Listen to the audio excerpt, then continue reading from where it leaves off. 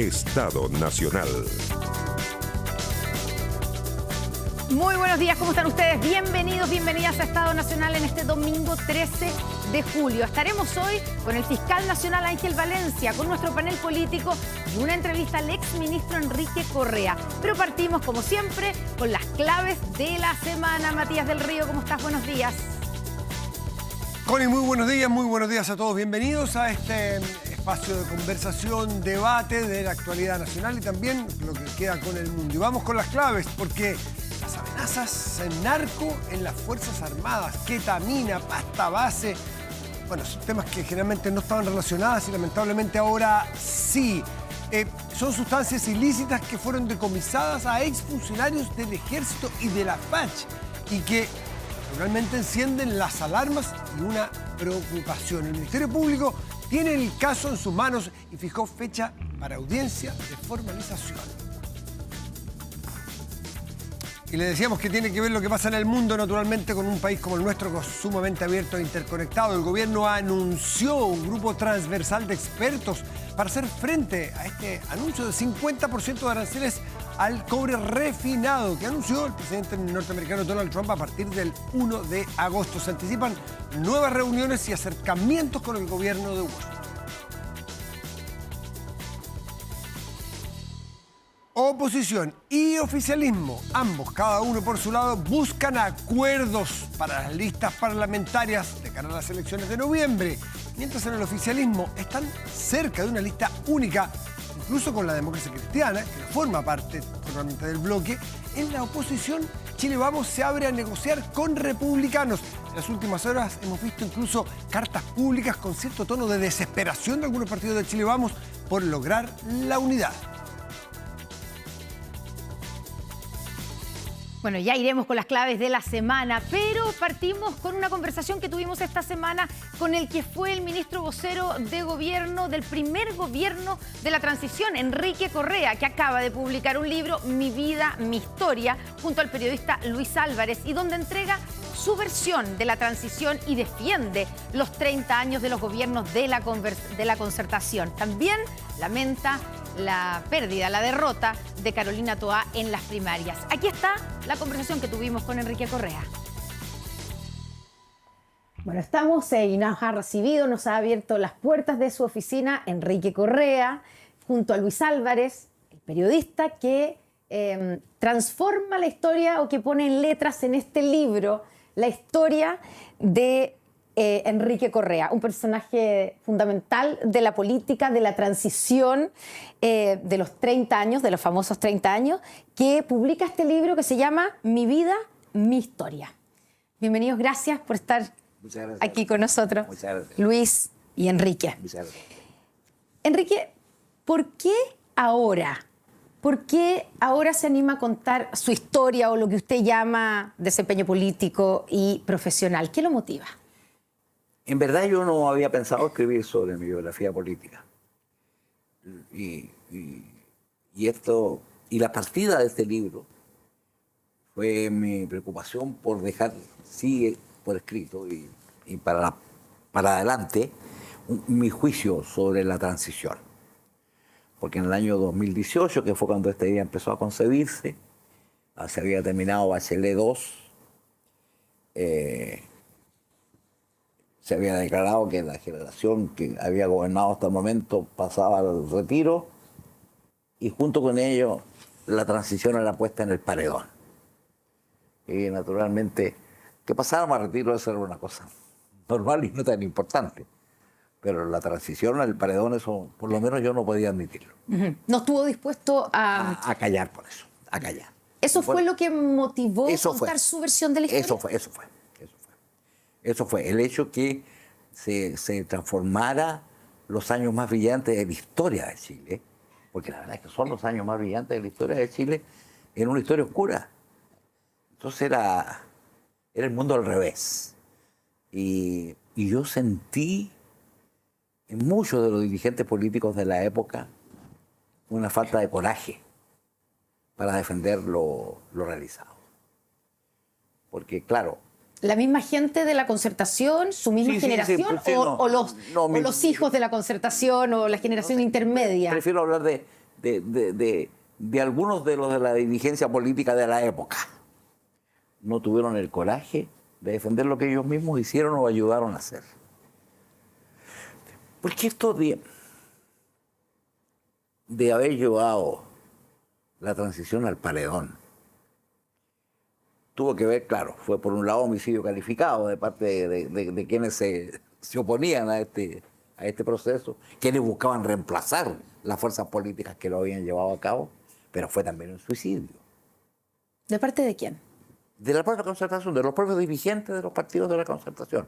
No defendieron en ese tiempo de manera suficiente la transición, su propia obra.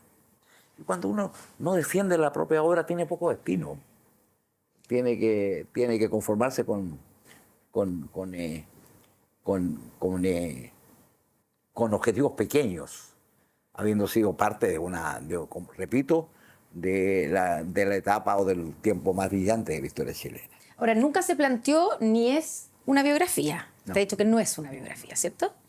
No. Es No, es básicamente un relato muy guiado por las preguntas de Luis. Es un relato de los periodos claves de la vida política de estos 60 años que me tocó vivir. de la que usted ha sido protagonista. Y además es la historia, contada por uno de los protagonistas, de la generación que más larga duración ha tenido en Chile en su vigencia política. No hay ninguna generación en la historia de Chile que haya tenido esta vigencia, que aparte con la Marcha de la Patria Joven, que está contada allí con bastante detalle, y termina, yo diría, en Bachelet II. Es decir, estamos hablando de un periodo muy largo de la historia chilena. Y también, perdón, tu vida como consultor internacional, porque fue consultor de organismos internacionales y después como empresario. Ahora, después de leerlo, porque son muchas horas de conversación, muchos años además que duraron estas conversaciones, ¿quedó conforme con lo que usted cuenta y narra? ¿Representa lo que está aquí? ¿Representa fielmente o bien, de manera completa, su versión de la historia? ¿Se guardó algo? No. Desde el punto de vista de los asuntos políticos, públicos, no, ahí está todo dicho. Está todo dicho como yo lo viví. Quiere decir que, porque yo lo viví, es cierto, no es como yo lo viví. Hay otras personas que pueden tener otra mirada de las cosas. Y si alguna vez, algún lector tiene la paciencia, el tiempo, el interés de leerlo todo, podrá formarse su propio juicio. Entre Edgardo Benninger y Patricio Aylwin, ¿de quién aprendió más? De uno usted fue vocero, del otro quería ser subsecretario. Son dos experiencias distintas. Yo a Patricio lo conocí cuando tenía 12 años, como también relato en el libro. Y fui su seguidor y después tuvimos un conflicto muy grave porque nosotros formamos el MAPO cuando era una figura muy importante, presidente del partido, un par de periodos en los que estábamos en el conflicto interno y decir que nos fuimos distanciando no es un modo de hablar porque era un tremendo dirigente y era un chiquillo. Benninger fue un hallazgo mutuo, una inteligencia que a mí me deslumbró. Y yo quería ser su segundo porque pensaba que los dos podíamos construir una institución virtuosa con la Secretaría de la Presidencia. Lo hizo igualmente con Ricardo Solari. Pero el presidente quería y no hubo manera de convencerlo de otra cosa y los presidentes mandan. El presidente quería que usted fuera ministro. Su vocero y fuera ministro. Ministro.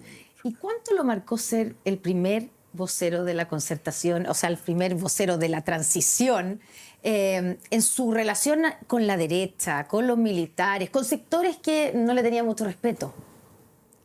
No solo no me tenían respeto, sino consideraban que era como una imprudencia del presidente.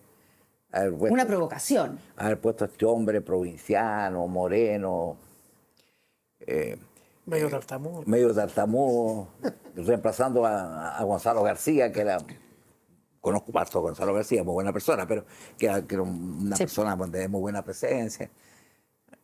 Pero yo diría que con el tiempo las cosas fueron cambiando. Hay algo, sin embargo, que me parece a mí importante destacar. Y yo creo que la confianza que que me dio el presidente Elwin fue clave para esto. Porque nadie, durante 4 años, nadie, empresario, arzobispo, cardenal, político, Fuerza Armada. militares, nadie tenía dudas que cuando yo hablaba, el que estaba efectivamente hablando era el presidente Elwin. No sé si me explico. Sí. Ese fue un punto clave. Pero aquí lo fundamental fue que fue el respaldo que me dio el presidente Elwin como...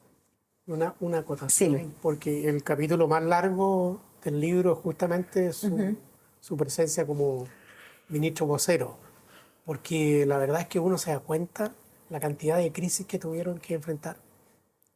Si uno enumera muy brevemente el ejercicio de Láser, el Boinazo, Boinazo. el asesinato de Jaime Jaime Guzmán, Guzmán. el caso Honecker, el Davilazo, o sea, uno va haciendo un recuento y en 4 años la verdad es que fueron muchas crisis que se tuvo que enfrentar. ¿Y a usted cómo lo marca ese cargo?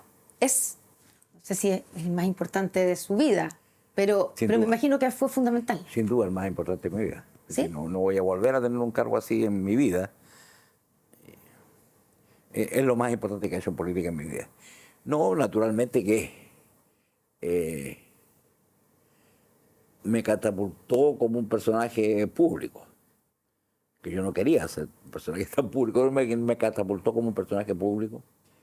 Y yo diría que de ahí en adelante, de alguna manera me moví con más seguridad en la esfera pública. Sin duda. Y no quisiste otro cargo público. Bueno, yo no quise otro cargo público por lo mismo, porque no creía que iba a poder hacer algo tan importante en mi vida, digamos. ¿Qué le pasó cuando empezó a escuchar esas críticas a los 30 años? Que eran esto, pero también haber entregado, no haber sido suficientemente duro con los militares, con Pinochet, etcétera. Cuando llegó la crítica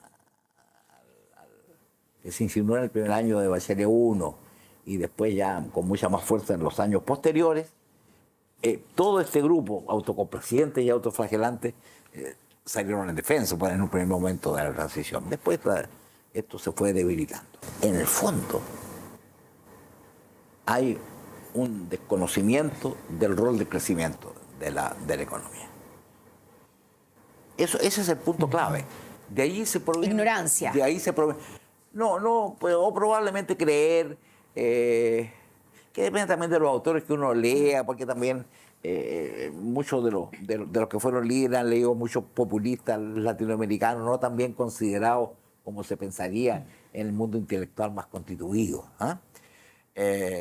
Entonces, esta idea de que se puede vivir sin crecer, creo que esa fue la clave del punto. ¿Por qué hicimos nosotros lo que hicimos? Porque sabíamos que la dictadura era sobreviviente de un gran fracaso económico, ¿no? De un gran éxito económico, que fue Sergio de Castro. Sergio de Castro y el dólar fijo. Y recién la economía se había empezado a recuperar con el Ministerio de Hacienda de Hernán-Vigil. Y que si nosotros o tomábamos esa economía que iba creciendo o le pegábamos otro remesón. Y terminamos creciendo al 9% y duplicando varias veces el PIB. Y sobre todo, reduciendo la pobreza de manera dramática. Enrique, una parte medular del libro, usted reivindica y defiende la alianza entre el centro y la izquierda. Habla además de, claro, la coalición más exitosa de la historia de nuestro país. Esa alianza hoy día va a ser liderada por el Partido Comunista en la próxima aventura presidencial. ¿Cómo ve ese escenario usted? Mire, en primer lugar, es muy importante que la coalición oficialista, ojalá si hubiera sido con la oposición también, hayan hecho primaria.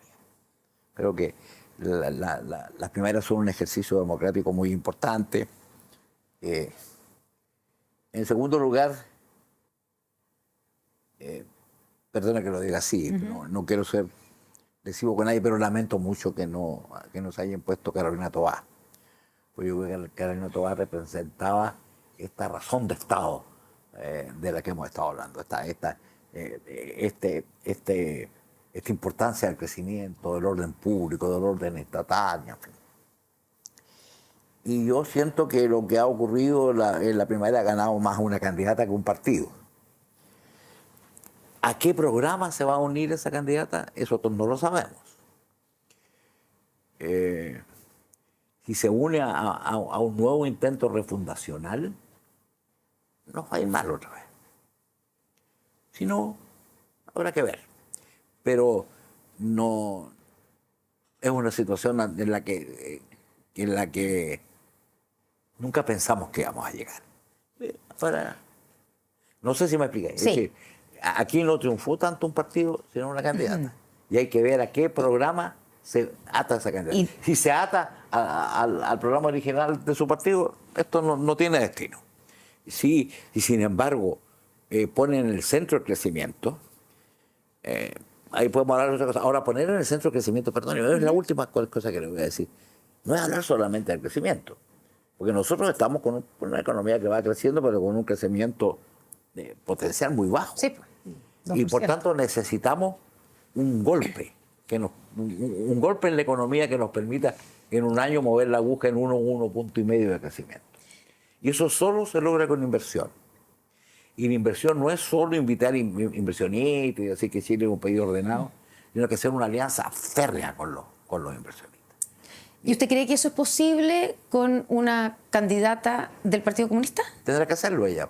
Si no lo hace, no le va a ir bien. Usted conoce bien al Partido Comunista. Mucho. Que el Partido Comunista... menos a conocí más al Partido Comunista de tiempos de la Unidad Popular. Pero que sea el Partido Comunista el que esté liderando la izquierda y tenga la opción de ser gobierno, ¿para usted es un retroceso o es un avance o una sorpresa? Es una sorpresa. Todavía no le doy un calificativo. Yo siento que lo más delicado que puede pasar aquí, si me permite decirlo, es que por un lado Carolina Toá, que era la candidata más proclive a la alianza con el centro, y por otro lado Evelyn Matei, que era la candidata más proclive a expresar más bien la centro derecha, una haya sido derrotada y la otra haya perdido fuerza, recuperable, porque ya todavía mucho tiempo pero ha perdido fuerza. Y que finalmente terminemos en una contienda electoral en donde las figuras presidenciales principales sean Kast y Janet Jara, que han sido expresión política, no digo que vayan a hacer así sus campañas, de lo que pudiéramos llamar los extremos de la política. Pero el país sigue siendo el mismo y el país sigue teniendo las mismas necesidades. Esta idea, que la he oído en connotados analistas, que el centro no existe, es una de las ideas más erróneas que he escuchado. Una cosa es que los partidos de centro están en crisis, pero hay un electorado de centro muy importante. Pues, y si ese electorado existe, y si es grande, como siempre hemos creído, ese electorado de centro, ¿por qué los partidos que están teniendo mayor presencia, popularidad, cuyos candidatos se están punteando en las encuestas, no son precisamente de centro, sino que extremos? ¿Qué dice eso de lo que está pasando? Porque en el país se está desarrollando una energía, un impulso a la polarización. Hay muchos que dicen que esta idea de que el país está más polarizado se debe a la fragmentación del sistema político, ya que el binominal no fue reemplazado por un sistema mejor. Pues, cierto. ¿Sí? Pero yo creo que la raíz de la discordia es que no hay crecimiento. Porque el crecimiento es el padre del consenso. El estancamiento es el padre de la discordia. Si cuando los países crecen, como en las familias, pues, cuando los países crecen, hay más condiciones de armonizar, hay más que distribuir, más se puede gastar en protección social. Usted tiene, y ese es el centro de los electores de centro, una clase media recién llegada a la clase media, de hace 20 años, y que demanda acceso a bienes públicos de calidad, seguridad, educación, salud, jubilaciones, y eso se logra con crecimiento. Y lo voy a repetir, lo he dicho otra vez, un punto de crecimiento vale más que 1000 discursos de igualdad. Y por tanto, el modo como se planteen los dos candidatos, que hasta el momento van adelante, casi, y Jara, respecto a qué van a hacer para que la aguja del crecimiento se mueva en el país, va a ser un punto clave a tener en cuenta, más que el partido al que pertenece. Finalmente, una última pregunta, Enrique. Eduardo Frei Ruiz-Tagle dijo hace poco en una conferencia, cuando se deshizo la concertación fue el desastre para Chile. ¿Usted coincide? Cuando lo nombraron doctor honoris causa, sí. Sí, ahora sí. Sí, yo coincido. Yo creo que la concertación se autodestruyó. Y se autodestruyó porque no fue capaz, repito lo que dije al comienzo, de defender su propia obra, habiendo sido su obra la más importante de la historia de Chile. Estoy de acuerdo. Enrique Correa, Luis Álvarez, muchas gracias. Muchas gracias. Muchas gracias a ti.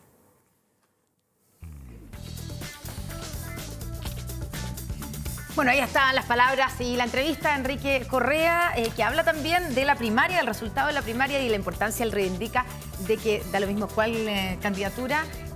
Para la generación más joven, este es un personaje central de la política de los últimos 40 y 50 años de la historia. De la transición, exactamente. Y antes también, desde la Unidad Popular un poco, aunque era joven. Personaje muy interesante. De hecho, en este momento se han escrito 2 libros sobre este personaje, uno de él y otro no autorizado. Vale la pena revisarlo. Oye, ya estamos con nuestros panelistas para hablar de varios temas que tenemos sobre la mesa. Saludamos a Guillermo Ramírez, presidente de la UDI. Bienvenido, diputado, ¿qué tal? Muchas gracias. Muy y Cristian Valenzuela, encargado comunicacional del Partido Republicano. Cristian, muy buenos bienvenido. días, muy buenos días, muchas gracias. Y por este lado tenemos 2 diputados, Ana María Gasmuri, que es vocera del comando de Yanes Jara, diputada del Partido Humanista. Vicepresidenta de Acción Humanista. Acción Humanista. Gracias por estar aquí, diputada. Y Raúl Leiva, diputado del Partido Socialista. Gracias, Raúl, por estar aquí. Muchas gracias a usted. Buenos días. Fríos y buenos días. Frío, ¿cierto? Fríos y buenos días. En Talagante había neblina muchísimo. En Buin también, pero podemos entrar en calor, ¿o no? Vamos a entrar en calor, yo creo, inmediatamente. Vamos a entrar en calor de inmediato, porque, a ver, aquí el problema está intramuros, dentro de cada sector, porque aquí no hay acuerdo, no sabemos si acá hay acuerdo. Nosotros trajimos cabritas, ¿sí? ¿Sí?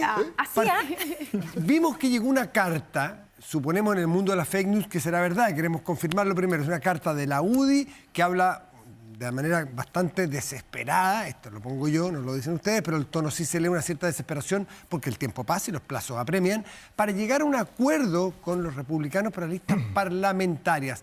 ¿Qué tal es la desesperación? ¿Cuán urgente es para ustedes que se llegue a un acuerdo de la oposición para hacer algo común?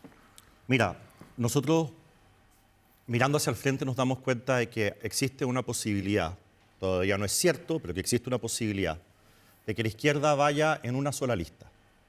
Si la izquierda va en una sola lista parlamentaria, hay múltiples estudios que muestran que si vamos divididos en la derecha, vamos a obtener más votos, pero vamos a obtener menos parlamentarios.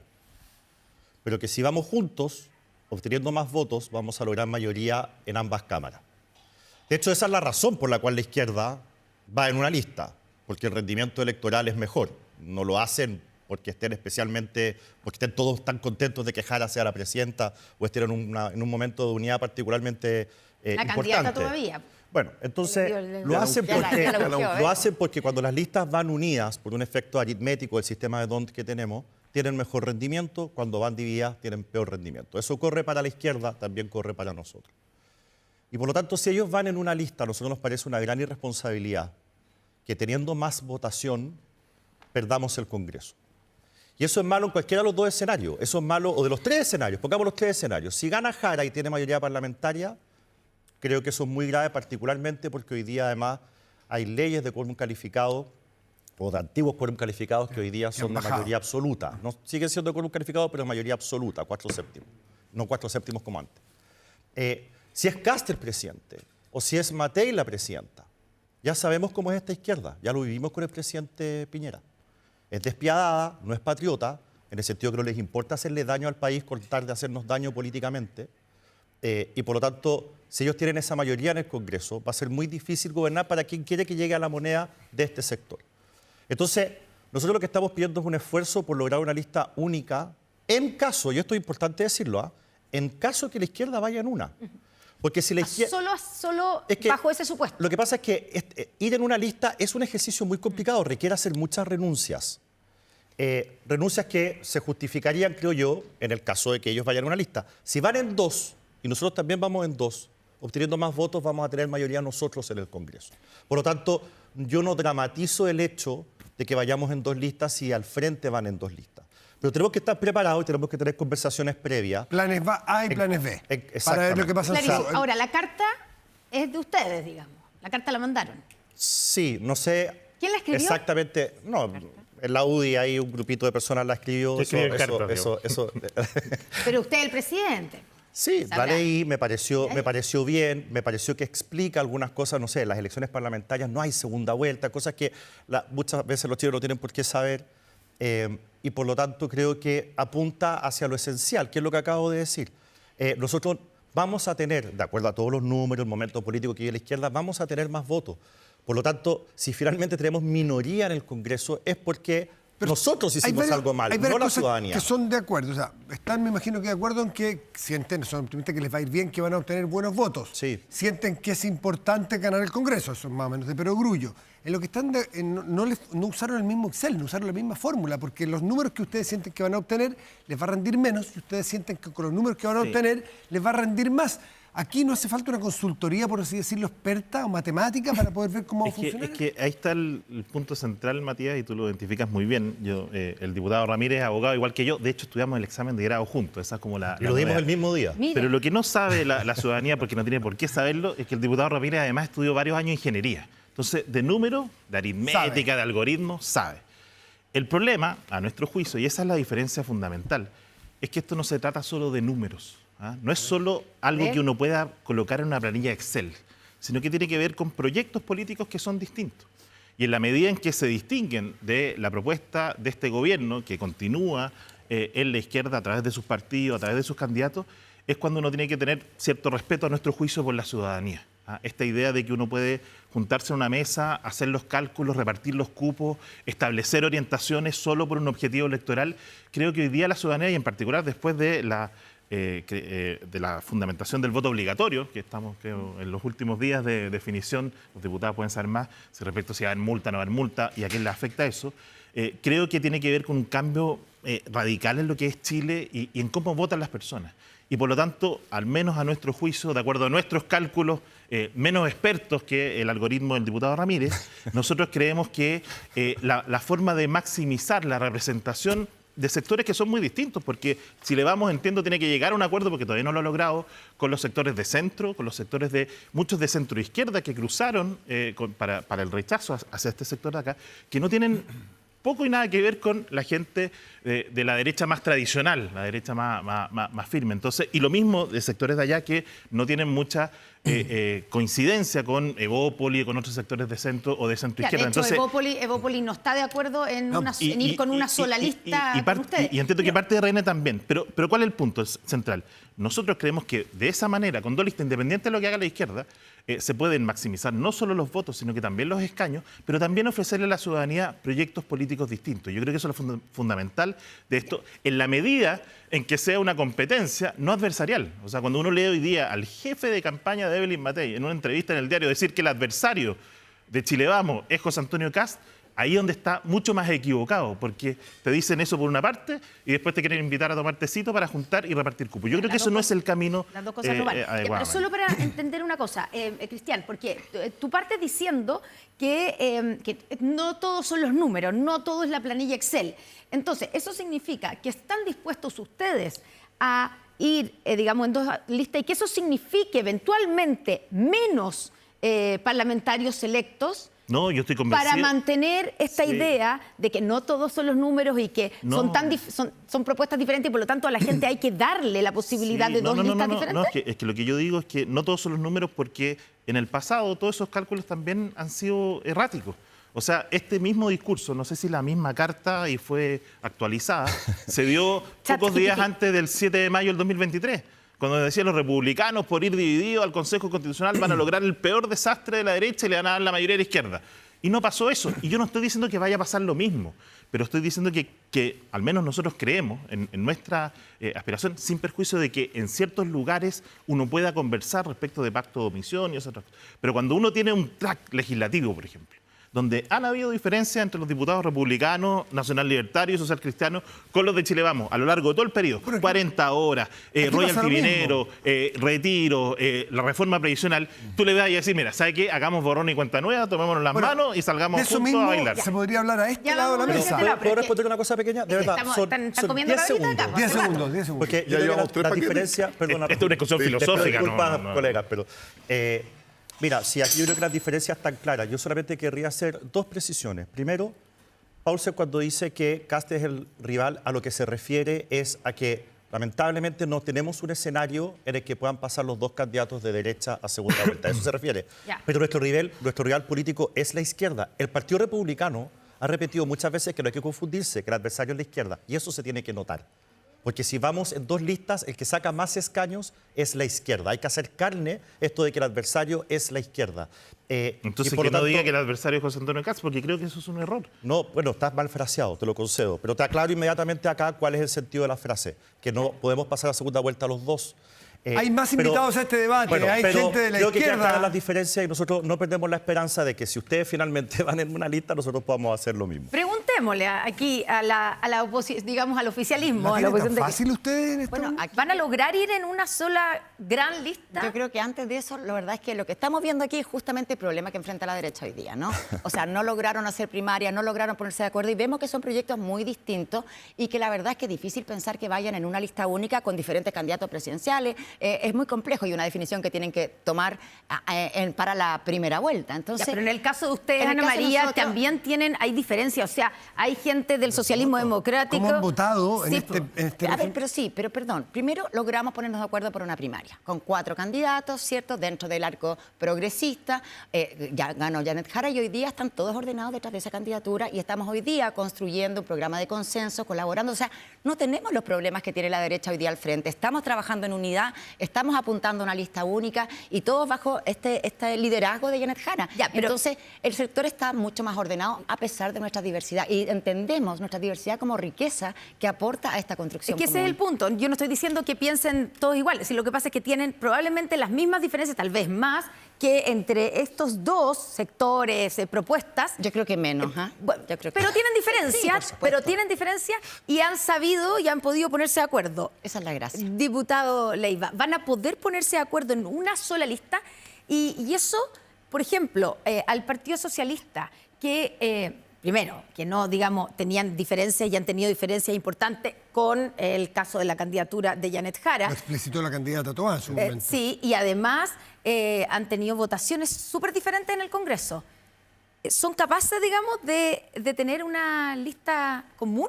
Bueno, eso se trata de ser capaces de generar algo que uno ve en el frente no se da, que es el tema de gobernabilidad. Nosotros entendemos que tenemos muchas diferencias, pero en esa diversidad, más que seguir marcando diferencias, tenemos que buscar puntos en común. Y efectivamente tener un sentido de Estado, que es lo que uno entiende, que lamentablemente en la derecha y en la extrema derecha no se da. Es cierto que nuestras posiciones en varios aspectos han sido muy disímiles y distintas, pero comprendemos y entendemos que hay que tener vocación de mayoría. Y para generar vocación de mayoría y ofrecer a Chile un proyecto progresista, necesitamos ponernos de acuerdo. Y en eso estamos, fíjate. No fue fácil ponernos de acuerdo, no fue fácil una campaña, pero de eso se trata la democracia. No de esconder nuestras diferencias, sino que colocarlas sobre la mesa y darnos cuenta que podemos construir un proyecto común, como fue la concertación, como fue la nueva Diputado mayoría, Leiva, con ¿dónde todas las está críticas. llegar a acuerdos y de poner las diferencias? ¿Cuál es el límite cuando las diferencias son insalvables? Las Por com- ejemplo, cuando su candidata habló de que la candidata Jara, que es terminación de la triunfadora 60-28, representaba un mundo que empobrecía a la humanidad. Eso no es un límite, eso lo dijo la candidata Toá, yo estaba ahí, Hubo así que... exactamente. Es la de tercera, ¿no? Sí, La tercera, eso, ¿no? ¿cómo se supera un límite como ese? Porque no es una decisión, mira, yo creo que el distrito 8 no, yo el 10. Es una diferencia más fácil de solucionar. Pero porque hay una convicción democrática, en mi opinión, mucho más profunda, Matías. Porque efectivamente, dentro del fragor de una campaña, sucede allá, va a subir acá, a uno le pasa, el clásico fue ayer. Pero el dicho- Entre paréntesis, dicho espérate, está. entre paréntesis ganó No la hablemos U, de lo eso. cual es muy bueno. Pero hay cosas que quedan dentro de la cancha para poder emplear un término más bien coloquial. Efectivamente, en una campaña uno lo que hace es profundizar diferencias, sobre todo con 4 candidatos tan distintos. Pero sentamos las bases de algo que es fundamental, de que al día siguiente o el mismo día que tengamos un resultado tenemos que trabajar en común Pero, para diputado Leiva, le proyectar repito, nuestras- Dígame. limar diferencias es una cosa. ¿Cómo se vuelve atrás de, no diferencias, sino que de distancias siderales en temas de principios, como lo que su candidata esbozó de la candidata ganadora como compromiso democrático y empobrecimiento de lo ¿Sabe lo que pasa, Matías? Yo tengo una opinión distinta ¿A quién? a lo que usted plantea. No, si yo planteé hechos, no planteé ninguna idea. Pero- ¿Usted escuchó a la diputada Pero lo que Tobal? usted plantea, La candidata. Matías, está dentro de un Candidata, perdón. Sí, está dentro de un contexto de campaña se dice y muchas dentro de plantear cuál es el proyecto de cada uno de nosotros. Y Pero eso no lo- efectivamente ¿Quiere puede No lo decir siente, que no lo entonces pensaba? no sentía eso, Candidato O Tobal. sea, yo no tengo ninguna duda del compromiso democrático que tiene Janet Jara. No tengo ninguna duda del compromiso democrático. Pueden haber, y efectivamente los medios de comunicación se polarizan. Es una campaña. Pero lo vimos, por ejemplo, usted lo planteaba, en el sentido de Estado y la capacidad de gobernabilidad. Ella como ministra de Estado siempre se demoniza su posición política o su origen. Fíjese que fue capaz de poner, porque eso es importante señalar, que cuando uno tiene sentido de Estado, quiere generar gobernabilidad y piensa en Chile, uno tiene que estar dispuesto a pagar costos. La propia Janet Jara, en tanto ministra de Estado, fue capaz de sacar adelante una reforma previsional que gobiernos anteriores no pudieron. ¿Tuvo costos? Por cierto que tuvo costos. Tuvo costos para ella, por la extrema izquierda, tuvo costos de la derecha y también, y yo hago un reconocimiento, a la derecha más sensible con los temas democráticos, como fue Chile Vamos, que estuvieron dispuestos a pagar también un costo grande por su derecha, al igual que Janet por la izquierda, por llegar a un acuerdo que es bueno para Chile. Entonces, lo que nosotros tratamos de plantear es que, independiente de una posición política, de estas diferencias, que yo concuerdo, también las tuvimos nosotros como socialistas con el Frente Amplio, al momento de llegar a un acuerdo, bueno, sostuvimos eso, tener sentido de Estado, ceder, ser generosos. Ganó Janet y nos ponemos todos detrás de Janet, porque Janet no es la candidata del Partido Comunista, Exacto. es la candidata de una coalición. Y lo que queremos es, y en eso trabajamos, y de eso se trata la política, que muchas veces se critica tanto, es que seamos capaces de conformar un elenco parlamentario, para volver a la pregunta original, desde la democracia cristiana hasta el Partido Comunista. ¿Dónde están Entendiendo- topando en este minuto? Yo creo que van muy avanzadas. Muy avanzadas, Las negociaciones siempre uno topa en uno u otro lugar, pero nosotros no supeditamos nuestro elenco parlamentario a lo que haga la derecha y la extrema derecha. Mis contertulios siempre tratan de destacar la izquierda, bueno, la derecha y la extrema derecha. Entendemos que es un tema de convicción, que hay que generar un acuerdo y un programa común para tener conceptos de elegibilidad, que es el principio fundamental al Ana María momento de la Rodríguez, plantilla ¿se sienten parlamentaria. para poder cómodos sacar- con la democracia cristiana, con toda la democracia cristiana? No serán muchos, pero igual hay diferencias. ¿Quién decía el otro día que esto ya sería la división definitiva de la democracia cristiana? Me parece que fue algún diputado, disculpe, el senador Walker, que es ex. Sí. Pero Ignacio. no, fue Matías, me Matías. parece, Walker, que dice que ya esto sería el cisma total de la DC. ¿Se sienten cómodos con toda la DC ustedes? A ver, yo quiero volver un poquitito atrás en lo que aquí se ha dicho, ¿cierto? Al fragor de la campaña, evidentemente se extreman posiciones, se dicen cosas, pero la verdad, aquí yo quiero que seamos concretos. Carolina Toá ha sido muy clara en plegarse a la candidatura de Janet Jara. Acá no hay, están tratando de inventar divisiones que no existen. Las diferencias, por supuesto que las existen, pero no son tan profundas y somos capaces de ponernos de acuerdo y trabajar en pos de Son ello. diferencias que se mostraron durante la campaña. Entonces la pregunta es, ¿las inventaron para poder mostrarse ustedes lo diferencias? saben perfectamente, Obviamente que no, po. se agudizan, se extrapolan, pero yo creo que hoy día lo que importa es el consenso que estamos llegando y lo que estamos construyendo en conjunto. Con respecto a la DC, bueno, yo tengo mi mayor aprecio al diputado Aedo, que ha sido aquí ha tomado la batuta, ¿cierto?, en ser muy razonable, porque la DC...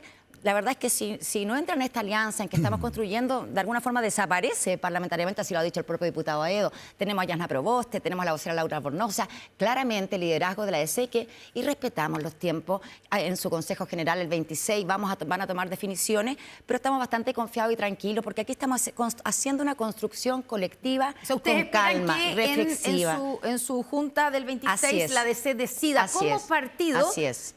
apoyar, digamos, a la candidata y entrar Exacto. en un Entonces, acuerdo con parlamentario eso, con todo el oficialismo. Exactamente, y con eso nosotros estamos construyendo un amplio arco progresista bajo liderazgo de Janet Jara. Entonces aquí los que quieren seguir potenciando, caracterizando el demonio comunista o algunas columnas un poco exorbitantes por ahí, ¿cierto?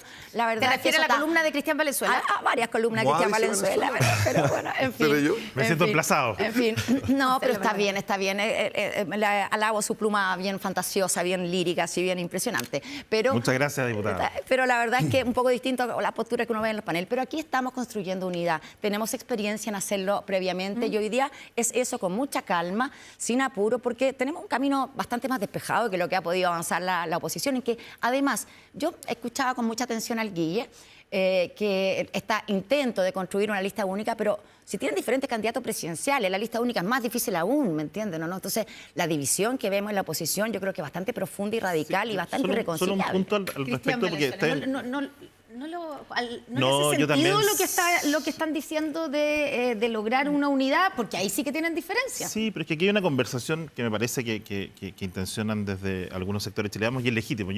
Nosotros tomamos un camino distinto, que es generar una alternativa distinta para ofrecerle también a nuestro sector.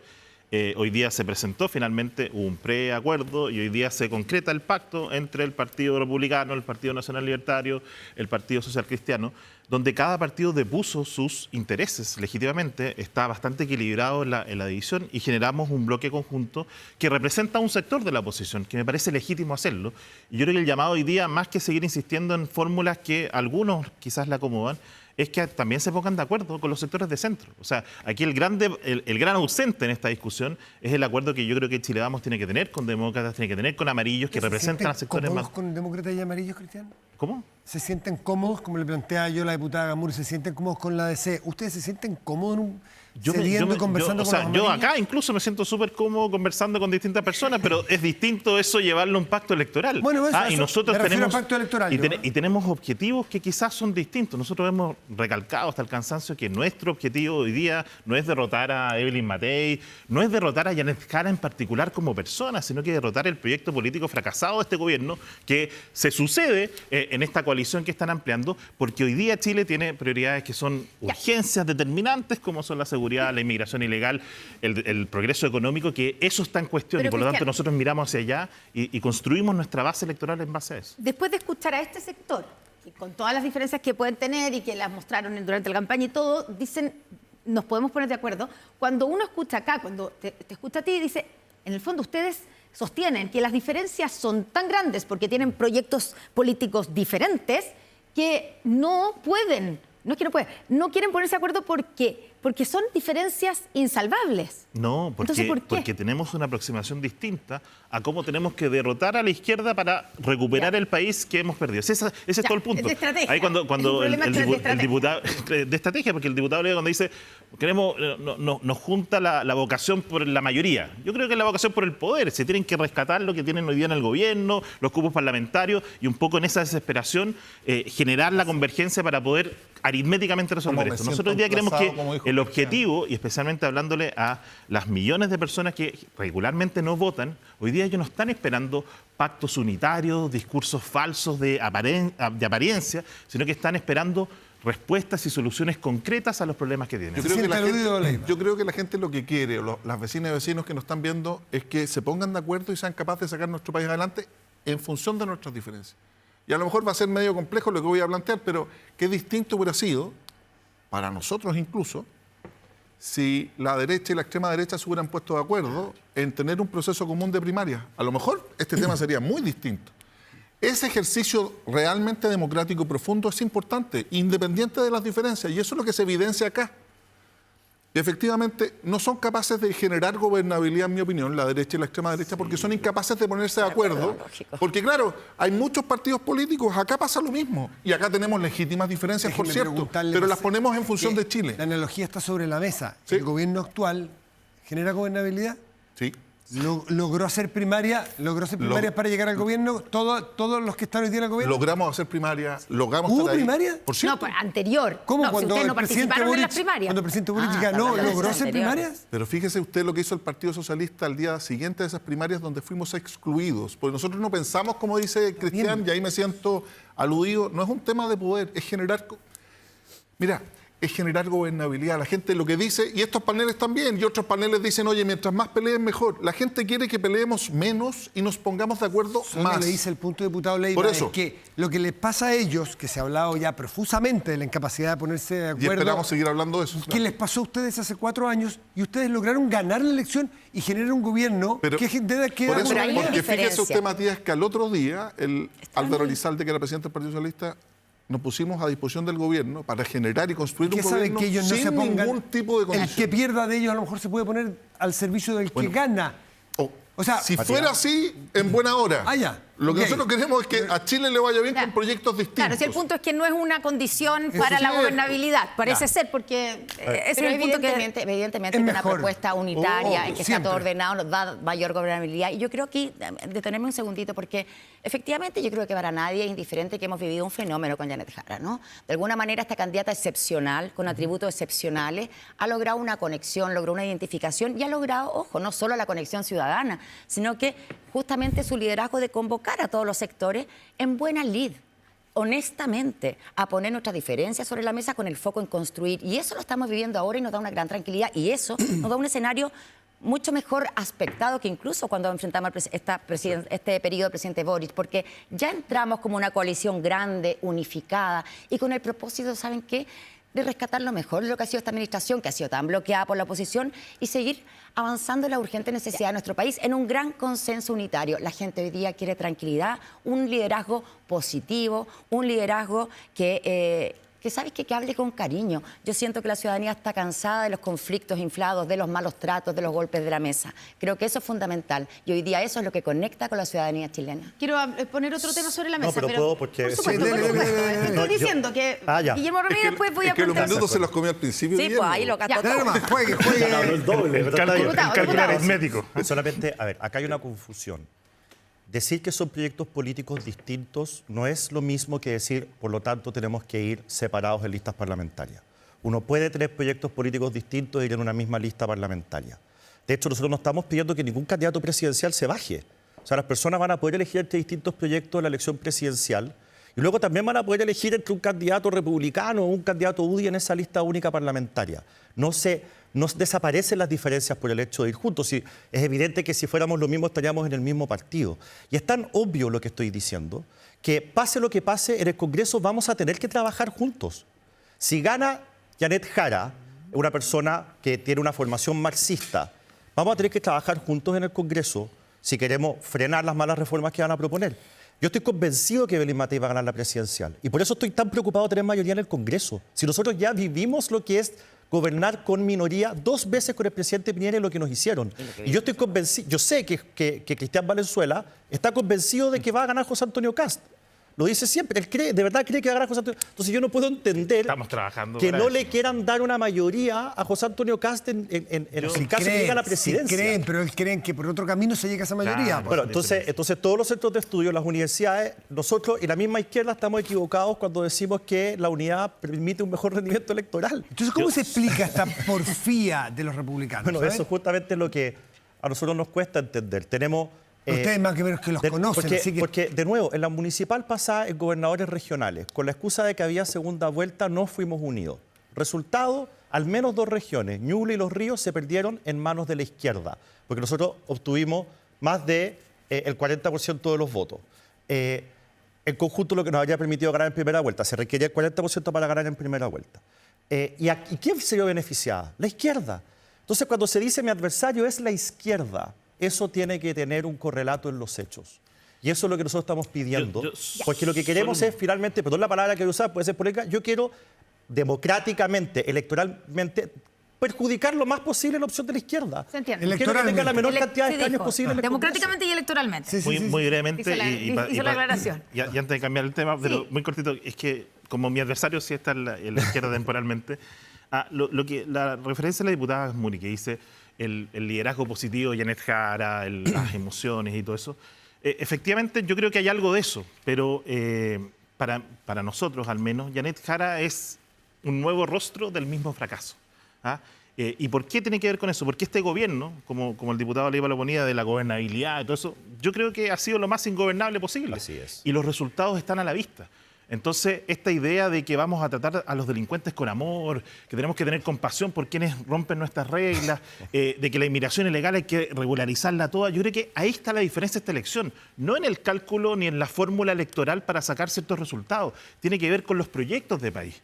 Entonces, los chilenos, a mi juicio, humilde, no sobrio ni en un minuto, en diciembre van a tener que elegir entre Janet Jara, que propone regularización de inmigrantes ilegales, tratar con amor a los delincuentes, cantarle poesía a las empresas para que crezcan económicamente, y José Antonio Kast, que dice vamos a tener que poner mano dura, cerrar las fronteras, tomar decisiones difíciles para que el país vuelva a crecer. Ahí está, para mí, lo central de esta discusión, y no esta apariencia de discusiones políticas que a la inmensa mayoría de los chilenos no le importa y no nos están viendo hoy día, así que les mando un saludo. ¿Cómo que no nos están viendo hoy día? Nos ve un bajo porcentaje de las personas. Esta semana... Quiero ser súper honesto. Quiero ser súper honesto. Gracias por invitarme. Yo estoy feliz de estar acá. Quiero ser súper honesto. Más. El Chavo del 8 lamentablemente tiene más rating en este canal que nosotros. Pero el Chavo del 8 tiene más rating, ¿sabes por qué? Porque la gente se cabrea de las peleas. De estar diciendo, caricaturizando, porque lo que haces tú es caricaturizar a Janet Jara. Mira, con ese mismo cariño logró sacar adelante una reforma previsional que le va a cambiar la vida a millones de chilenas y chilenos. Sí, y las millones de chilenas, el 10,1%, récord en desempleo femenino, ese es el resultado de malas políticas. Eso es lo concreto. Y el miedo no es un invento que se puede resolver con poesía. El miedo es real. La gente tiene miedo y tú sabes, porque tú eres del distrito 14. Absolutamente. Tú conoces los problemas de seguridad que hay en San Bernardo, en Buin, que después de las 11 de la noche no se puede salir a la carretera porque están matando a las personas. Y al final lo que haces es generar más miedo del que existe. Es que yo no lo genero, genero. La incapacidad de este gobierno de resolverlo. Tan importante que llegamos a acuerdo, el Partido Republicano la votó. Es que no digas eso porque esa ley la firmó el Partido Republicano. Fíjate, y que hay una diferencia en un artículo, hay una diferencia fundamental. Y la discutimos en Comisión de Seguridad. Por eso digo que hay que pagar costos. Nosotros pagamos costos por la izquierda al asumir que esa ley, de otra manera, es fundamental. Chile Vamos también pagó costos. Diputado Alessandro. La votaron en contra. Todo el sector del Partido Comunista la votó en contra del Frente Amplio. Al final, con ese esfuerzo, con ese sacrificio y pagando costos, logramos tener una buena ley que ampara a las policías y que mejora su trabajo. Ya. Esta semana tuvimos el anuncio de Donald Trump de que se va a subir, además de todos los anuncios que hizo, los aranceles al cobre, 50% de arancel a partir del 1 de agosto. ¿Nos salió cara la foto con el BRICS? Diputada, yo creo que en absoluto no tiene ninguna relación. Pensemos que... ¿De verdad no tiene ninguna relación? Yo creo que no. De verdad que mirarlo así es muy sesgado. Pensemos que estos anuncios de Trump vienen desde mucho antes. Se veían que tanto es así que el presidente convocó a este grupo del cobre, ¿no? con economistas de todos los sectores para ir viendo cómo se enfrentaba este problema. Porque, por favor, miremos lo que está pasando con Trump. No es en relación a Chile, en relación al mundo. Está dinamitándolo todo, digamos. Estamos frente a un fenómeno de populismo, de extrema derecha, de desregulación, mira lo que ha pasado con los migrantes. Entonces esta amenaza, dinamitando todas las relaciones internacionales económicas, la verdad es que no tiene relación. Al contrario, Chile frente a ese escenario, recordemos que la exportación de cobre a Estados Unidos es el 11%, no es su principal comprador. Para ellos el 70% del cobre que entra es chileno, pero nosotros le vendemos el 11%. Obviamente que hay que abrirse a la multilateralidad, a buscar otros nuevos socios comerciales hacia Asia-Pacífico. Es evidente que no podemos estar dependiendo, además, con una conducción errática, con una conducción del tipo que está llevando Donald Trump. Entonces me parece sensato, el gobierno ha sido responsable y, a diferencia del error que cometió la candidata Matei, de que dijo, bueno, queremos ofrecer a nuestros expertos para que ayuden en esta situación. ¿Un error? Ofrecer a su... Es que los expertos ya estaban trabajando, desde hace 4 meses ya estaban integrados en esta comisión para el cobre. Entonces, un desconocimiento o descoordinación con su equipo económico, quizá. Entonces, querer decir que esto tiene que ver con el BRICS, porque además no es en particular hacia Chile, son unas políticas generales que está teniendo Donald Trump. Entonces, yo creo que es bueno no confundir las cosas. Guillermo Ramírez. El presidente Boric actuó con una irresponsabilidad brutal y lo sigue haciendo con la reunión que está convocada a partir del próximo domingo con otros líderes de izquierda que tienen problemas con Donald Trump. Ana María Gazmuri acaba de decir, la diputada acaba de decir cuáles son las cifras, pero llega a una conclusión insólita. Ella dice, el 70% del cobre que entra a Estados Unidos es chileno, pero luego llega a la conclusión de que no tiene nada que ver con Chile el impuesto del 50% al cobre. O sea, es evidente que cuando el presidente Trump ve ¿quién es lo que voy a grabar? Ya, pero ¿quiénes me venden? y aparece en la lista Chile como número 1 por lejos respecto de cualquier otro país del mundo. Por lejos. O sea, él sabía perfectamente cuando graba con un 50% el cobre que lo que estaba haciendo era grabar a Chile.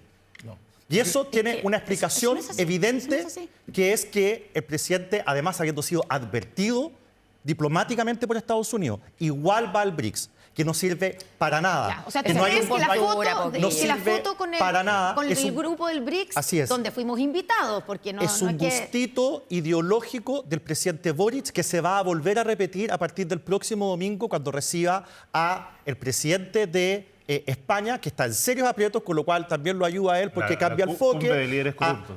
Al presidente de Colombia, que tiene dudosas credenciales democráticas. Esto me parece insólito. El primer tema de la reunión del próximo domingo es el fortalecimiento de la democracia. Y tenemos ahí por lo menos a 2 presidentes, que son Lula y Petro, que dicen que lo que ocurrió en Venezuela no fue fraude. O sea, esto es un chiste que nos va a costar muy caro a todos los chilenos. El presidente Boric tiene que entender que los presidentes en Chile, a diferencia de Europa, es jefe de Estado y de gobierno. En Europa hay un jefe de gobierno y un jefe de Estado. Acá es la misma persona. Se está comportando como jefe de gobierno, de coalición, ideológico, en los momentos en que tiene que ser jefe de Estado y representar a todos los chilenos. Es Diputado inaceptable. Leiva, usted difiere, me imagino, del diputado, pero ¿en qué punto? ¿En que la foto salió cara? No comparto en lo absoluto. O sea, nada. es como decir, ¿Usted le parece bien que el presidente haya ido a la reunión del BRICS y que tenga invitados la próxima semana, pero como los que obvio, si es mencionó? una agenda económica. Lo que hace el presidente Trump, que alaban y protegen los Yo no sectores alabo de nada, derecha yo y soy de el extrema libre derecha, mercado.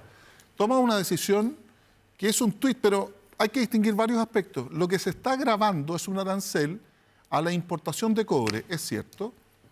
Estados Unidos produce el 50% del cobre e importa ese otro 50%. El 70% de esa importación es cobre chileno. Sí, Pero hay que la distinguir. mayoría. Primero,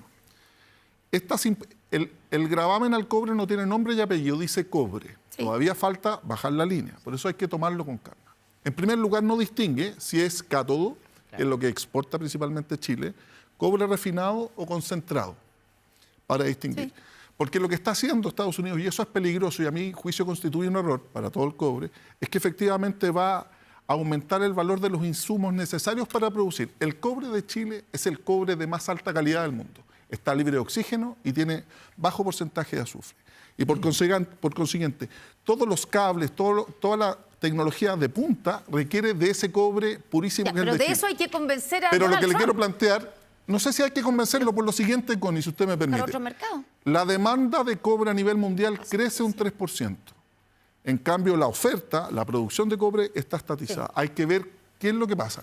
Se abren nuevos caminos. Imagínese usted en este BRICS, donde Chile fue invitado, estaba China, a quien le exportamos el 50% de la producción de cobre.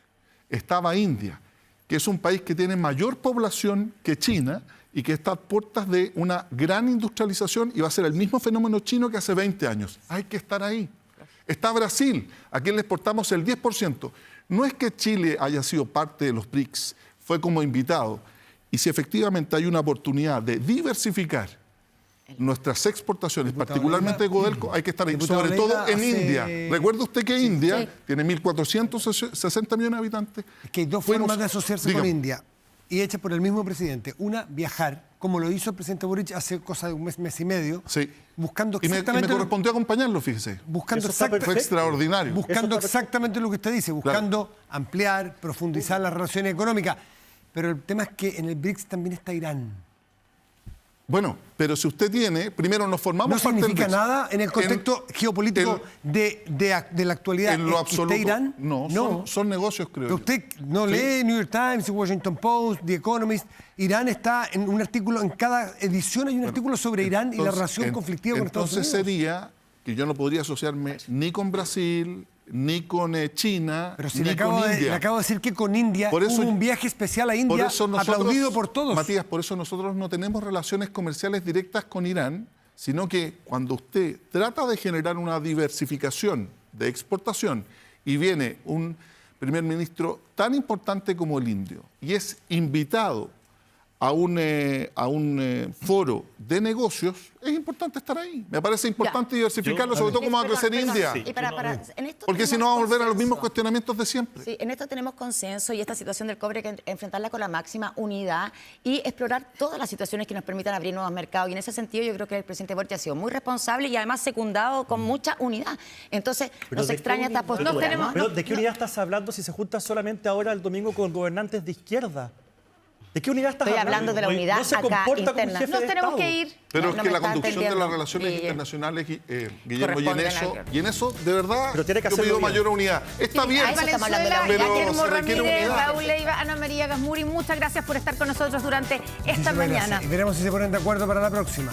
Nos vamos a la Estamos de pausa. acuerdo, acá estamos de acuerdo. No, me Nos refiero vamos, ya. nos vamos a la pausa rápidamente y a la vuelta el fiscal nacional va a estar aquí en Estado Nacional. Espérenos.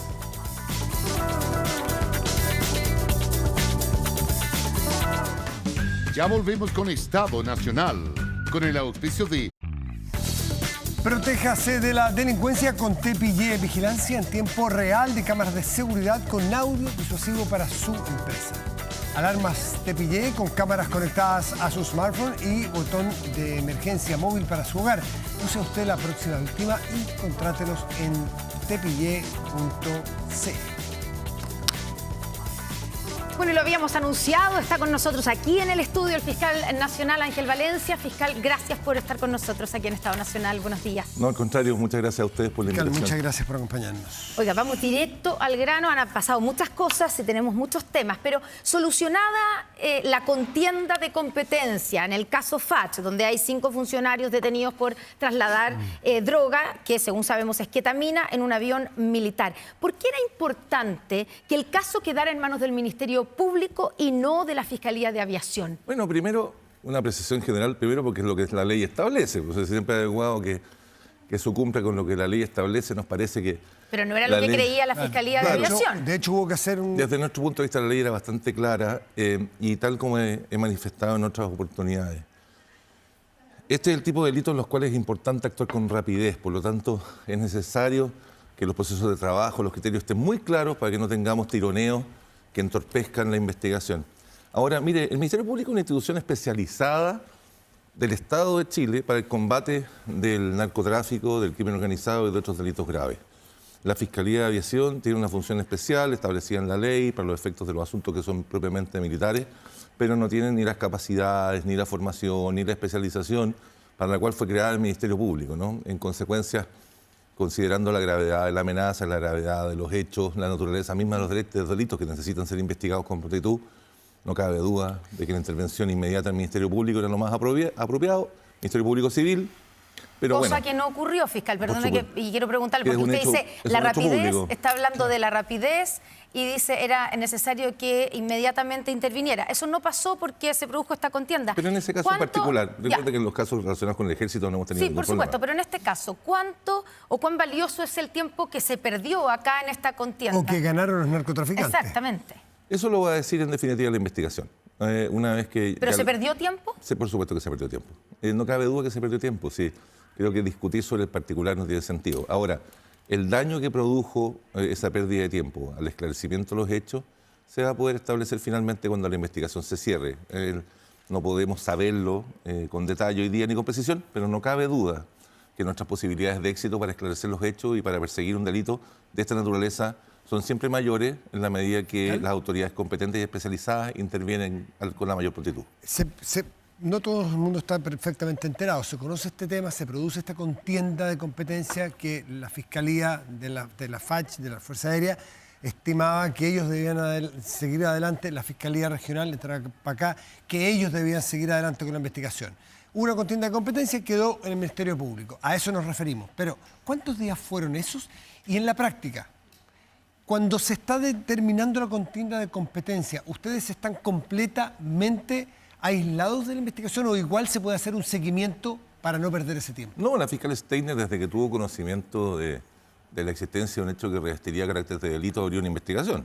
O sea, nosotros pudimos ¿No se abrirla. detuvo en este tiempo? ¿En No. el tiempo de la...? Desde que la fiscal Steiner abre la investigación, que fue al fines de la semana pasada, cuando requiere información a la FACH A partir de ese momento el Ministerio Público comenzó a realizar diligencias. Lo que ocurre es que dos investigaciones paralelas por los mismos hechos pueden entorpecerse una con la otra. Por supuesto que empezamos más tarde de lo que hubiéramos querido, pero desde que la fiscal requirió los antecedentes, ella comenzó a decretar diligencias. Ya, y ahí, porque la fiscal, bueno, digamos, hay datos que todavía no se saben, la investigación es reservada, pero ¿desde cuándo hay antecedentes de que se estaba haciendo esto en el caso de la FACH? Porque en el caso de los narcomilitares, digamos, en el caso del ejército, se sabía que esto estaba siendo organizado como desde octubre.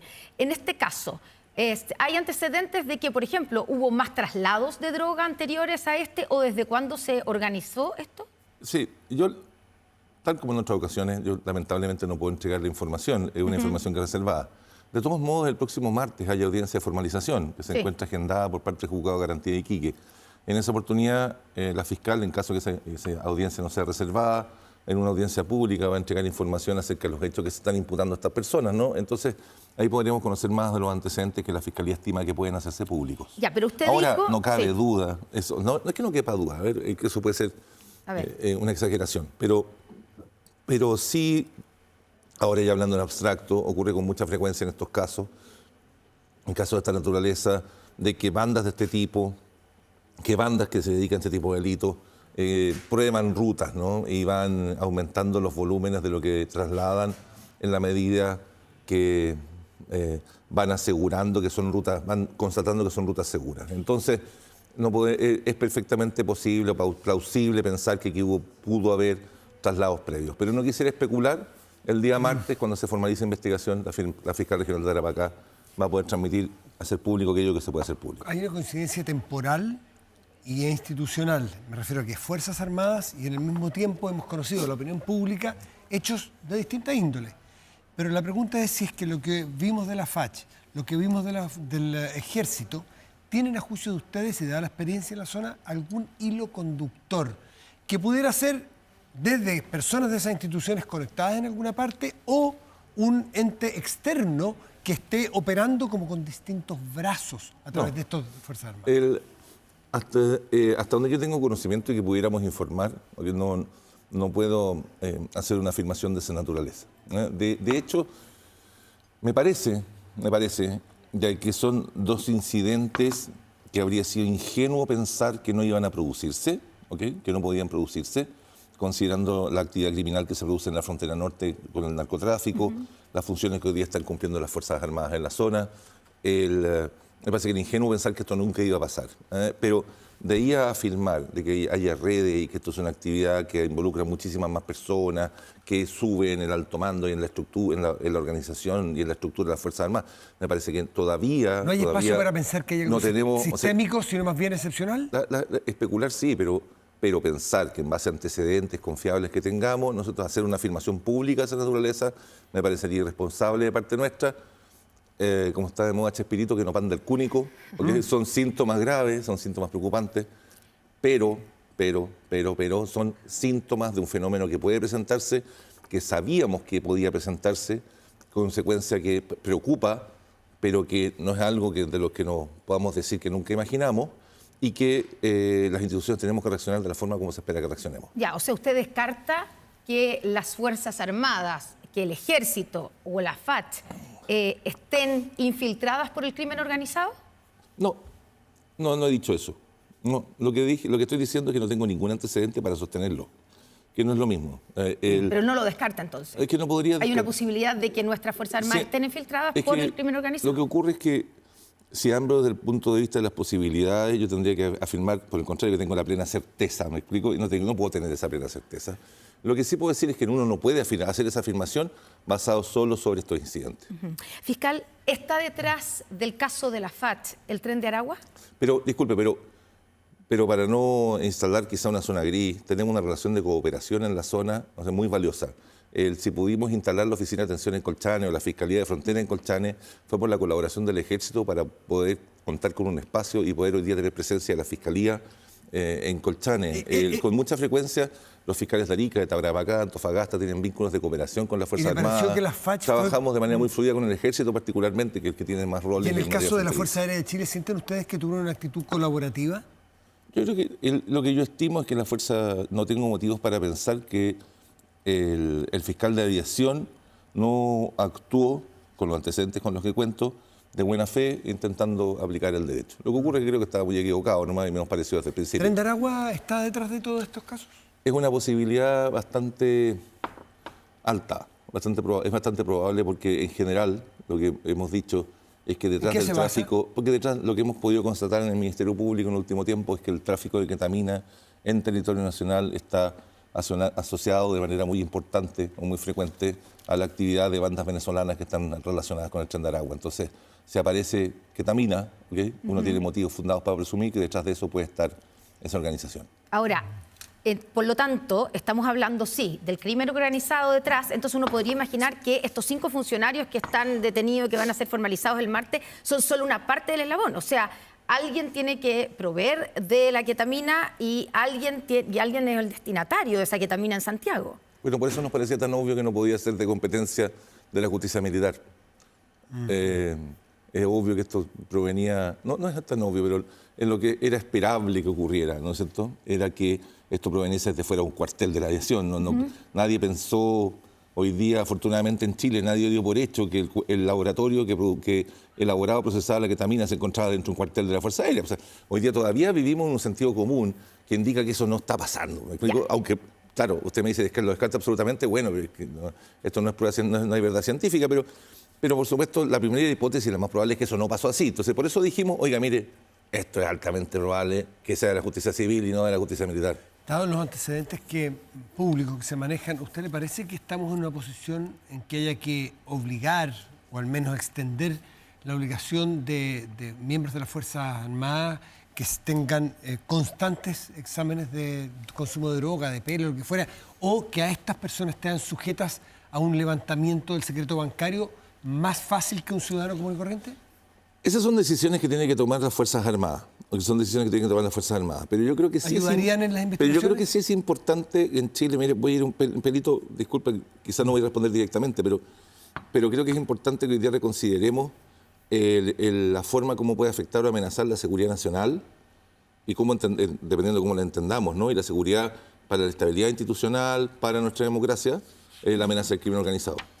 Y en consecuencia, en ese nuevo estándar, en ese nuevo contexto, todas las instituciones del Estado, todas, incluido por lo tanto las Fuerzas Armadas, ¿okay? Tienen que considerar nuevas medidas preventivas para evitar que estas redes que existen, yo creo que a esta altura ya nadie, todas las avestruces sacamos la cabeza de la arena, estas instituciones que existen, ¿no? Que es una amenaza real, están día a día, como he dicho, intentando penetrar y cooptar nuestras instituciones. ¿Y lo están logrando? No creo que lo estén logrando, pero sí están haciendo esfuerzos importantes. Incluso la institución suya, el Ministerio Público. Mire, yo cuando asumí dije, vamos a implementar una institucionalidad que investigue asuntos internos, digamos, que investigue la prioridad. Vamos a establecer estándares de compliance, vamos a pedir que se reforme la ley para que contemos con una unidad de supervisión. Vamos a comenzar a aplicar los procedimientos disciplinarios con mayor severidad. Todo eso lo hemos hecho porque entendemos, no cabe duda, nosotros que somos una institución vulnerable y que es una de las primeras que normalmente se intenta cooptar. Pero recuerde, la experiencia es plata o plomo, ¿ok? Es de esperar la plata, también tomamos medidas para evitar el plomo. A propósito del crimen organizado e instituciones que a lo mejor se van a repetir, lo que ocurre en el norte y lo que ocurra aquí en Santiago, en el caso reciente del exalcalde Montoya. La Fiscalía reportó un aumento del 28% en secuestros en la región metropolitana.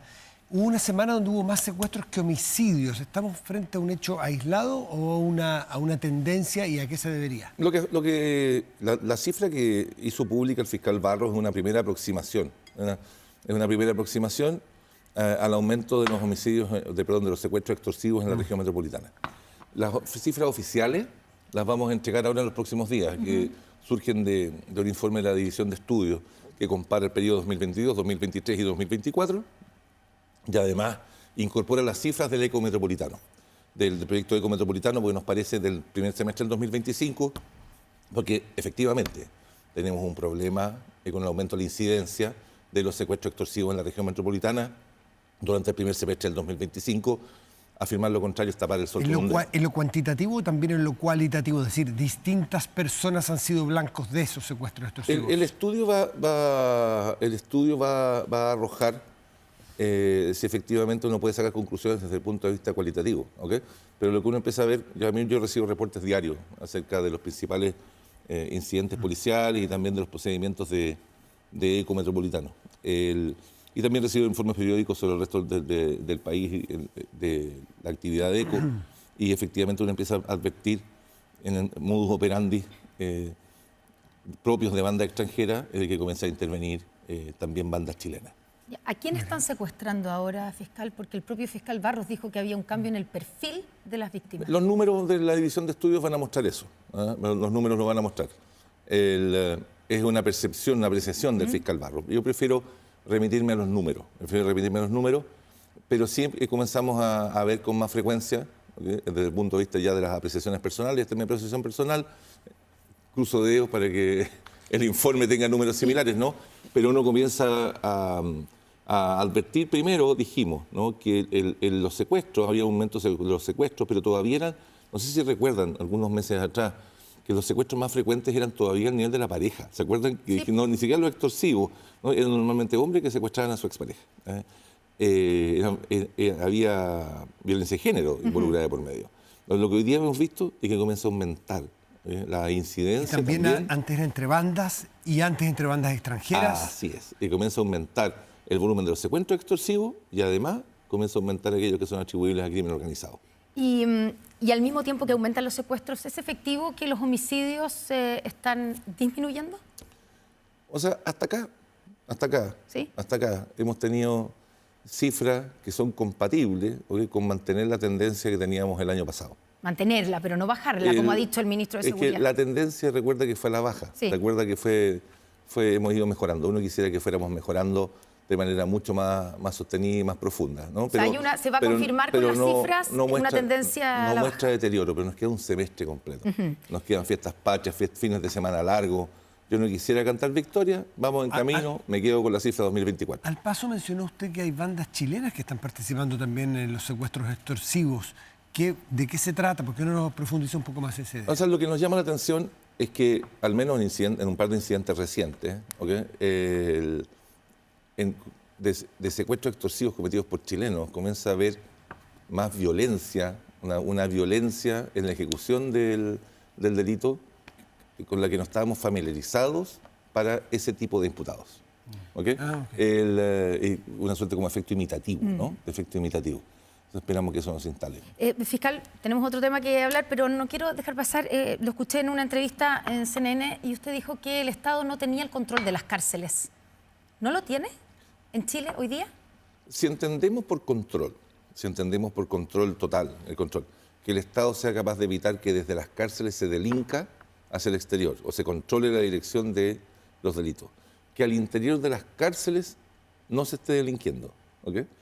Claro, el Estado no tiene control total de lo que ocurre en las cárceles. De toda la información con la que contábamos, las denuncias que recibimos periódicamente, es que al interior de las cárceles se siguen cometiendo delitos y que también, lamentablemente, desde las cárceles se siguen cometiendo delitos hacia afuera. ¿No ha disminuido con toda la intervención que se hizo a las comunicaciones, la aislación de comunicaciones al exterior? Eso es una pelea cotidiana y el horizonte de tiempo desde que se comenzaron a aplicar estas medidas electrónicas, ¿no?, del Ejecutivo en las cárceles todavía es muy corto. Pero sigue nuestra preocupación, más allá de que se han adoptado medidas, sigue nuestra preocupación porque los sistemas de segregación de las cárceles y los sistemas regulatorios, tanto administrativos como legales del régimen carcelario, nos parece que no son los que necesitamos considerando la gravedad de la amenaza que enfrentamos. Necesitamos cárceles especiales para los líderes del crimen, de las bandas de crimen organizado, para que al interior de esas bandas ellos no sigan dirigiendo la actividad de esas bandas, para que los delincuentes le teman al encarcelamiento y que el encarcelamiento resulte disuasivo. Fiscal Valencia, en La Tercera publicó ayer su bitácora de viajes, desde que asumió hace 2 años, hasta el mes de enero, 123 viajes, 16 de ellos, que un 13% al extranjero, en promedio acumula un viaje cada 6 días. ¿Por qué ha viajado tanto, fiscal? Porque he tenido harta pega. ¿Son todos justificados los viajes? Pierda cuidado que hay muchas cosas que no puedo hacer y que hubiera querido, en las que hubiera querido participar. Por ejemplo, mire, todos los años me invitan a una reunión de fiscales latinoamericanos y europeos en Palermo que a propósito de la conmemoración del asesinato de Giovanni Falcone y de Paolo Borsellino, los fiscales se juntan a debatir aspectos de común interés. Me han invitado 3 veces, no había podido ir las 2 veces anteriores. Ahora sí voy a poder ir porque estamos involucrados en un proyecto conjunto de capacitación para los fiscales de la Fiscalía Supraterritorial y considerando ese aporte que vamos a recibir de los italianos, me parece muy... En algún momento tengo que también participar de eso. Pero ¿Son todos viajes 100% dedicados a su labor como fiscal? Es que no tengo otro... No, es a lo que me dedico. No, porque pues también puede ser que usted alargue, no sé, sí. vacaciones, que se aproveche de quedar, que la familia no vamos a encontrarnos con ese tipo de cosas, que en el caso de licencia, por ejemplo, sí lo vimos. No. Mire, una vez. A ver, primero, en la Fiscalía está restringida la posibilidad de que las personas alarguen los cometidos funcionarios por concepto de vacaciones, aunque eso no implique costo fiscal, no implique costo para el organizador. Porque simplemente nos tratamos de ceñir, aunque no es obligatorio, pero como referencia a las normas de probidad y las normas de austeridad del Ejecutivo. Entonces, en general son cuestiones muy excepcionales. Yo no lo hago, además, pero en general eso no se hace. ¿Una vez qué? Y una vez, el año pasado, a propósito de que yo tenía vacaciones planificadas, y yo me pagué mi pasaje, y pagué, que es lo que es relevante, pagué mi pasaje y mi estadía, correspondía... tenía una actividad de la institucional cerca del lugar y entonces el cometido continuó después de que terminé mis vacaciones, pero ese pasaje al extranjero lo pagué yo. ¿Y de vuelta? Y de vuelta. Y mi estadía y de vuelta la pagué yo. Solo la institución me hizo cargo de lo que tenía que hacer, que eran los 3-4 días que iba a estar fuera en una reunión internacional. Pero el resto del pasaje internacional lo pagué yo. Lo que pagó fue... Eso, y tampoco fue una ampliación de vacaciones, no sé si me explico, tomé mis vacaciones. Sí. El resto del tiempo creo que dentro de esos viajes hay, primero, el primer año viajamos a todas las regiones.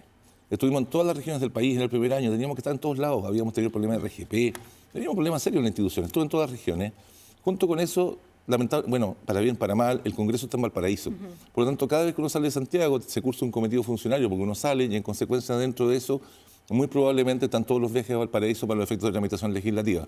Y el resto, para transparencia, para seguridad de la ciudadanía. Normalmente privilegiamos dentro de la institución que 3 prioridades, o sea, 3 asuntos, 3 materias. Mercosur, porque es la zona en la cual nosotros tenemos nuestra actividad. Priorizamos nuestra cooperación con la Unión Europea, porque además es hacia dónde va la droga que pasa por Chile y muchas veces la fuente del lavado de activos. Y además... En los últimos 2 años hemos priorizado nuestra participación en la Asociación Internacional de Fiscales, porque además yo formo parte del Comité Ejecutivo de la Asociación Internacional de Fiscales. Cuando se trata de los viajes de la Unión Europea, normalmente la Unión Europea es lo que financia los traslados y financia la estadía. Cuando se trata de los viajes dentro del continente, algunas veces los paga la institución, otras veces también los pagan los organizadores, o parte del viaje lo pagan los organizadores. Y en el caso de IAP... No vamos a tener sorpresas, no vamos a tener sorpresas. Lo que hemos hecho es trabajar muy duro. Y les quiero agregar algo que no sale en esa nota. Aún a riesgo de mi salud, hasta esta fecha, aunque la ley o la reglamentación administrativa lo permite de otra manera, además había estado viajando en turista. Lo que yo creo que ha sido una mala idea, porque también eso empieza a afectar la salud y simplemente hay que considerar si el presupuesto da o no da. Entonces, lo que muestra eso es que hemos tenido que trabajar muy duro. Solo un ejemplo, las extradiciones activas han aumentado muy considerablemente en el último tiempo, la cantidad de extradiciones que requerimos, la cantidad de imputados extranjeros. No sé si ustedes han visto la rapidez con la que se han tramitado las diligencias en la extradición desde Costa Rica. No pilló el tiempo, fiscal. Nos pilló el tiempo, pero tantos quedó la Fiscalía Supraterritorial afuera, pero muchas gracias, fiscal. Muy bien, gracias por acompañarnos. Es cortito. Sí. Se hace corto. Revise usted el video, que no se me fue tanto. Oye, terminamos también el programa aquí. Sí, que tengamos... Nos vamos a pausa, obvio, lógico. Sí, pues. Ya, nos vamos a la pausa. Ya estamos de vuelta con más. Estamos de vuelta para despedirnos del Estado Nacional de hoy. Temas siempre faltan en el espacio porque son tantos los temas a conversar, a discutir, pero los convocamos para la próxima semana por lo tanto. Que tengan una muy buena semana. Buenas tardes, buenos días. Buen domingo. Buen domingo.